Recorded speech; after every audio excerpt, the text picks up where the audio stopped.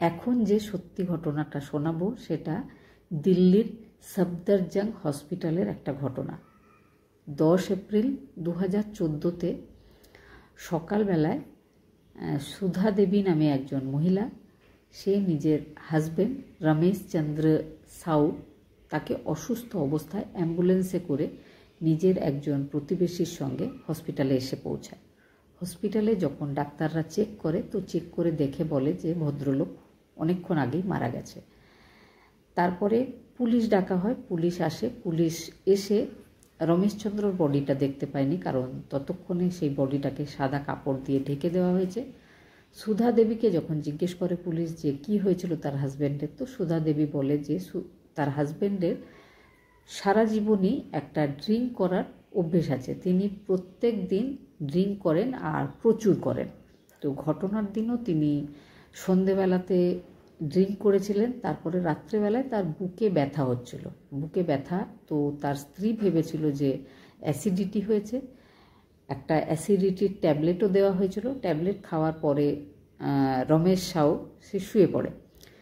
কিছুক্ষণ পরে মহিলার দেখে মনে হয়েছিল তার হাজব্যান্ড ঘুমিয়ে পড়েছে। তো তিনি আর তাদের একটা 3 বছরের মেয়ে আছে, তো তিনজনেই তারা ঘুমিয়ে পড়েছিল।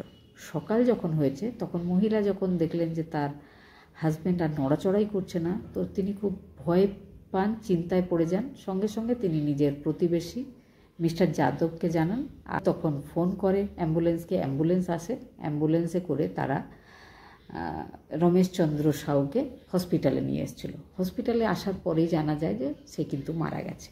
পুলিশ কিন্তু সেই সময় বেশি কিছু জিজ্ঞাসাবাদ করেনি, কারণ তখনই একজন মহিলার হাজব্যান্ড মারা গেছে, তো সেই সময় বেশি জিজ্ঞাসাবাদ করাটা পুলিশ উচিত বলে মনে করেনি।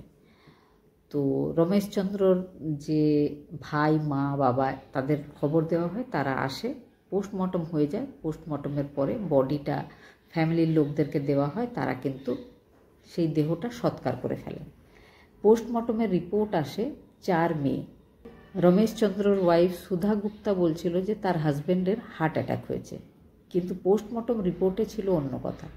পোস্টমর্টম রিপোর্টে লেখা ছিল যে গলার পেছন দিকের একটা হাড়ে ফ্র্যাকচার ছিল।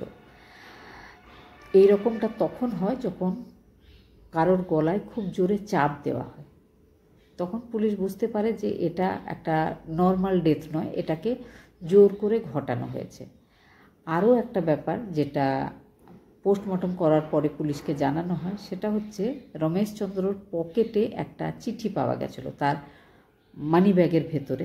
তাতে তিনি এয়ারফোর্স অথরিটিকে চিঠি লিখেছিলেন। তিনি একজন এয়ারফোর্সের সার্জেন্ট ছিলেন, আর এয়ারফোর্সের গভর্নমেন্ট কোয়ার্টার দিল্লির সুব্রত পার্ক এলাকায় G28 নম্বর কোয়ার্টারে তিনি থাকতেন।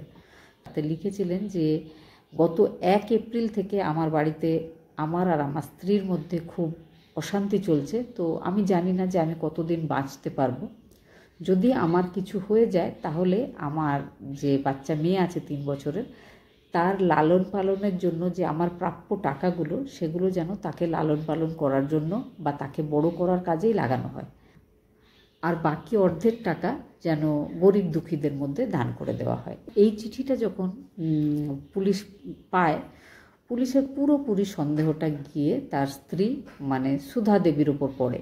আরও পুলিশের একটা সন্দেহ হচ্ছিল যে সুধা দেবী কিন্তু সবসময় একজন সদ্য হাজব্যান্ড মারা যাওয়ার পরে একজন মহিলার যেমন পরিস্থিতি হওয়া উচিত তার কিন্তু তেমন ছিল না, সেই জন্য পুলিশ প্রথম থেকেই তার উপরে একটু সন্দেহ করছিলই। তারপরে পুলিশ সুধার কাছে যায়, বিশেষ করে সুধার আশেপাশের যে লোকজনেরা থাকে মানে প্রতিবেশীরা, তাদের কাছে সুধা দেবীর ব্যাপারে খবর নিতে যায়। তো এয়ারফোর্সের যে সমস্ত ভদ্রলোকেরা ছিল তাদের স্ত্রীদের একটা অ্যাসোসিয়েশন ছিল, তো সেখানে পুলিশ যায়। পুলিশ গিয়ে অনেক মহিলারা ছিল, তাদের সাথে কথা বলে, জিজ্ঞেস করে যে সুধা দেবীর সাথে তার হাজব্যান্ডের কীরকম রিলেশান ছিল, সুধা দেবী কেমন মানুষ, তার হাজব্যান্ড কেমন মানুষ। এগুলো জানতে গিয়ে প্রত্যেক মহিলা কিন্তু একটা ব্যাপার বলে, সেটা হচ্ছে সুধা দেবীর সাথে তার হাজব্যান্ডের রিলেশান একদম ভালো ছিল না। আর সুধা দেবী ইদানিং নিজের থেকে 11 বছরের ছোট একটা ছেলে, অমিত কুমার তার নাম, সেও কিন্তু একজন এয়ারফোর্সেরই কর্মচারীর ছেলে। তো তার সাথে সুধার একটা অবৈধ সম্পর্ক আছে। এই কথাটা জানার পরে পুলিশ কিন্তু সুধা আর অমিত দুজনের উপরেই নজর রাখছিল।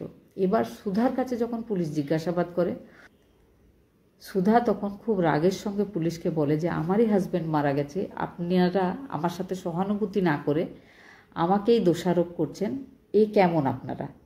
তো পুলিশ বলে যে না, আমার সাথে তো আপনার কোনো ব্যক্তিগত শত্রুতা নেই, আমাদের যেমন মনে হচ্ছে সেই জন্যই জিজ্ঞেস করেছি। তো পুলিশ আর বেশি কথা না বাড়িয়ে পুলিশ কিন্তু চলে যায় ফেরত। এদিকে সুধা কিন্তু নিশ্চিন্ত হয়ে গেছে। সুধা ভাবলো যে সুধা যেহেতু একজন এডুকেটেড ইন্টেলিজেন্ট মহিলা, তাহলে হয়তো পুলিশ তার কোনো ব্যাপারেই কোনো সন্দেহই করছে না, সুধা কিন্তু নিশ্চিন্তেই আছে। এদিকে সুধা আর অমিত দুজনের কল ডিটেল বের করে পুলিশ। কল ডিটেল যখন বের করা হয় তো পুলিশ অবাক হয়ে যায় যে গত 1 মাসের মধ্যে 1500 বার ফোন কলে কথা বলেছে সুধা আর তার প্রেমিক 17 বছরের অমিত, যে ক্লাস 10-এ পড়তো। পুলিশ কিন্তু এই কল ডিটেলটা বের করার পরে আবার আসে সুধার খোঁজ করতে, সুধার সাথে কথা বলতে। তো তার কোয়ার্টারের কাছে এসে জানা যায় যে সুধা কিন্তু কোয়ার্টার ছেড়ে চলে গেছে। পুলিশ কিন্তু এই সন্দেহটাই করছিল। পুলিশের মনে হচ্ছিল সুধা যদি আঁচ পায় যে তাকে পুলিশ সন্দেহ করছে, তাহলে কিন্তু সুধা সেখান থেকে পালিয়ে যেতে পারে। এবার পুলিশ যায় অমিতের বাড়িতে খোঁজ নিতে। অমিতের বাড়ির লোকজনেরাও বলে যে সুধা তাদের ছেলে অমিতকে নিয়ে কোথাও চলে গেছে। পুলিশ এবারে কিন্তু কনফার্ম হয়ে যায় যে সত্যি সত্যি রমেশচন্দ্র সাউর মৃত্যুতে তার স্ত্রী আর তার স্ত্রীর ছাত্র অমিত, এই দুজনেরই হাত রয়েছে। এবার পুলিশ বেশ কয়েকদিন খোঁজাখুঁজির পরে বসন্ত বিহার বলে দিল্লিতে একটা জায়গা আছে, সেখানেই বসন্ত গাঁও বলে একটা জায়গা আছে, সেখানে ফ্ল্যাট রয়েছে অনেক। সেখানেরই একটা ফ্ল্যাটে সুধা থাকছে বলে খবর পাওয়া যায়। সেই বাড়ির যে ওনার ছিল তার কাছে যাওয়া হয়। ওনার বলে যে হ্যাঁ, তার ভাড়াটে আছে, আর তবে স্বামী স্ত্রী আর একটা বাচ্চা আছে। তারপরে পুলিশ সেই ফ্ল্যাটে যায়, সেখান থেকে সুধা আর সুধা নিজের হাজব্যান্ড বলে যাকে রেখেছিল মানে অমিত, দুজনকে অ্যারেস্ট করে নিয়ে যায়। আর সুধা ছিল একজন রোগা পাতলা মহিলা আর অমিত একটু হেলদি ছিল, সেই জন্য সুধা সব জায়গাতেই এটা বলছিল যে ওটাই তার হাজব্যান্ড। আরও একটা ব্যাপার জানতে পারা যায় যে এই সময়ের মধ্যে সুধা অমিতকে নিয়ে হরিদ্বার বেড়াতেও গেছিল। যাই হোক, এবার পুলিশ সুধাকে এনে সামনাসামনি বসে, তারপরে তার কাছে জিজ্ঞাসাবাদ শুরু করে। প্রথমটায় সুধা চালাকি করে যাচ্ছিল, কিছুই বলতে রাজি হয়নি। সে বলছিল যে অমিত তার স্টুডেন্ট ছাড়া আর কিচ্ছু নয়। কিন্তু পুলিশ তাকে বলে যে আমরা সব ব্যাপারটাই জানতে পেরে গেছি, কারণ কি কোনো টিচার নিজের স্টুডেন্টকে কখনোই 1 মাসের মধ্যে 1500 বার কল করতে পারে না। কি এত জরুরি কথা যে সারাদিন সারা রাত কথা হচ্ছে? এবার সুধা কাঁদতে শুরু করে, নিজের হাত দিয়ে নিজের মুখটা চেপে ধরে অনেকক্ষণ কাঁদতে থাকে। তারপরে পুলিশ বলে যে আপনি যত সহজেই সব বলে ফেলবেন, আপনার জন্যও ভালো, আমাদের জন্যও ভালো, কারণ কি আমরা চাইছি না কোনো কঠোরভাবে আপনার সাথে জিজ্ঞাসাবাদ করতে। তখন সুধা বলতে শুরু করে যে 5 বছর আগে তার সাথে রমেশের বিয়ে হয়। রমেশের বাড়ি ছিল এলাহাবাদে, সুধার বাড়ি ছিল গোরখপুরে। তো দুজনের বিয়ে যখন হয়, সুধার বয়স ছিল 23 বছর আর রমেশচন্দ্রর বয়স ছিল 35 বছর। দুজনের বয়সের মধ্যে 12 বছরের ডিফারেন্স ছিল। বিয়ে হয়ে যায়। বিয়ে হওয়ার পরে তাদের একটা মেয়েও হয়। সুধা আর রমেশের মধ্যে কখনোই তাদের মতামত, ইচ্ছা অনিচ্ছা, পছন্দ অপছন্দ কোনোটাই কোনো দিন মেলেনি। সুধা নিজের হাজব্যান্ডকে একদম পছন্দ করতো না। তার আরও একটা বড় বিষয় ছিল যে তার হাজব্যান্ড সবসময় ডিউটি আর ডিউটির পরে ড্রিঙ্ক করা নিয়েই ব্যস্ত থাকতো, বউয়ের দিকে বেশি মনোযোগ দিত না।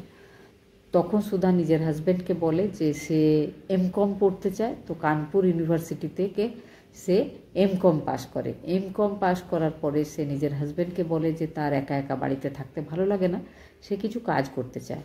তো সে একটা কোচিং সেন্টারে পড়ানোর কাজ শুরু করে। সেখানে অনেক বাচ্চাদের মধ্যে তার অমিতকে খুব পছন্দ হয়। আর অমিত সুধার প্রতিবেশী ছিল, কারণ অমিতের বাবাও এয়ারফোর্সেরই একজন কর্মচারী, একজন সার্জেন্ট ছিলেন। যেমন রমেশচন্দ্র সার্জেন্ট, ঠিক সেই রকমই অমিতের বাবাও এয়ারফোর্সের একজন সার্জেন্ট ছিলেন। তারপরে সুধা এবার কোচিং সেন্টারে পড়াতে পড়াতে নিজের বাড়িতে মাঝে মাঝে অমিতকে ডাকতো, বসে বসে গল্প করতো। অমিত কিন্তু ম্যাডাম ডাকছে বলে সঙ্গে সঙ্গেই চলে আসতো, কিন্তু অমিতও 17 বছরের একটা ছেলে, তারও বেশিক্ষণ সময় লাগেনি বুঝতে যে সুধা কি বলতে চাইছে। তো ধীরে ধীরে তাদের মধ্যে একটা ঘনিষ্ঠ সম্পর্ক শুরু হয়। ততদিনে সুধা কিন্তু কোচিং সেন্টারে যাওয়া বন্ধ করে দিয়েছে। সে দরকার পড়লেই সবসময় অমিতকে নিজের বাড়িতে ডেকে গল্প করে, বসে সময় কাটায়। যেই তার হাজব্যান্ড অফিস চলে যায়, সে অমিতকে ডেকে একসাথে দুজন সময় কাটায়। আর তাদের মেয়ে যে 3 বছরের, সে ছোট, সে তেমন একটা এই ব্যাপারগুলোতে কোনো বাধা সৃষ্টি করতোই না। ধীরে ধীরে তার মনে হয় যে অমিতের সাথে তার বিয়ে করা উচিত। এদিকে এই ব্যাপারগুলো সারা পাড়াতেই ছড়িয়ে পড়ে। সবাই তাদের দুজনের মধ্যে এই বন্ধুত্বটাকে খারাপ চোখেই দেখছিল। এই কথাটা রমেশচন্দ্র সাউর কানে যায়। সে নিজের স্ত্রীর সাথে এসে কথা বলে যে বাইরের লোকজনেরা নানা রকম খারাপ কথা বলছে, তুমি এবার থেকে আর অমিতকে পড়াতে হবে না, তুমি অমিতকে পড়ানোটা ছেড়ে দাও। কিন্তু তার স্ত্রী কিছুতেই রাজি হয় না। সে বলে যে কোনো প্রকারেই হোক আমি তাকে পড়াবই, লোকেরা যাই বলুক, কারণ আমার তাকে পড়াতে ভালো লাগে। এই নিয়ে তাদের মধ্যে রোজই ঝগড়া বিবাদ চলতেই থাকে। ততদিনে 28 বছর বয়সী সুধা নিজের বয়ফ্রেন্ড, তার বয়স ছিল 17 বছর, মানে দুজনের মধ্যে 11 বছরের ডিফারেন্স। তো দুজনে মিলে প্ল্যানিং করে যে কিভাবে রমেশচন্দ্রকে রাস্তা থেকে সরিয়ে দেওয়া যায়। যদি রাস্তা থেকে সরিয়ে দেওয়া যায় তাহলে তারা ইচ্ছা মতো একসাথে থাকতে পারবে, একসাথে সময় কাটাতে পারবে, কেউ তাদেরকে খারাপ বলবে না। প্রত্যেক দিনের মতো 9 এপ্রিলও রমেশচন্দ্র একদম গলা পর্যন্ত ড্রিঙ্ক করে সে প্রায় মত্ত অবস্থায় বাড়িতে ছিল। সেই সময় কল করে সুধা অমিতকে ডাকে। অমিত আসে।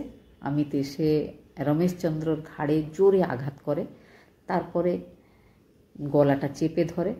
তো রমেশচন্দ্র সেখানেই নেতিয়ে পড়ে। তারপরে তারা দুজনে মিলে খাটে তাকে শুইয়ে দেয়। আর সুধা বলে এবার তুমি বাড়ি চলে যাও, এবার যা করার আমিই করছি। সুধা পাশে শুয়ে পড়ে। বাচ্চাটা তো শুয়েই ছিল। সকালবেলায় উঠেই সে প্রতিবেশীর বাড়ি গিয়ে সমস্ত কথা বলে যে আমার হাজব্যান্ড অসুস্থ, বুঝতে পারছি না কি হয়েছে, কালকে রাত থেকেই ড্রিঙ্ক করার পর থেকেই বুকে ব্যথা করছিল, ইত্যাদি ইত্যাদি এগুলো বলে। এগুলো তারা আগে থেকেই প্ল্যানিং করে রেখেছিল। সেই মতোই কাজ হয়, কিন্তু পুলিশ তাকে ধরে ফেলে। এখন সুধা বিচারাধীন।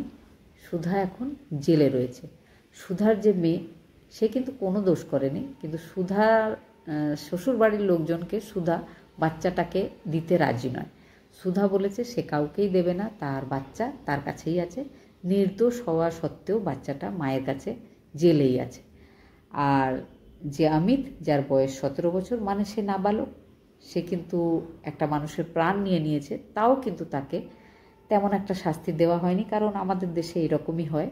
সে 3 বছর একটা সংশোধনাগারে ছিল, তারপরে এখন কিন্তু সে আবার স্বাধীনভাবেই জীবন কাটাচ্ছে। এটাই ছিল ভারতীয় বায়ুসেনার একজন সার্জেন্ট রমেশচন্দ্র সাউ, তার নাম, বয়স 40। তার জীবনের একটা মর্মান্তিক ঘটনা।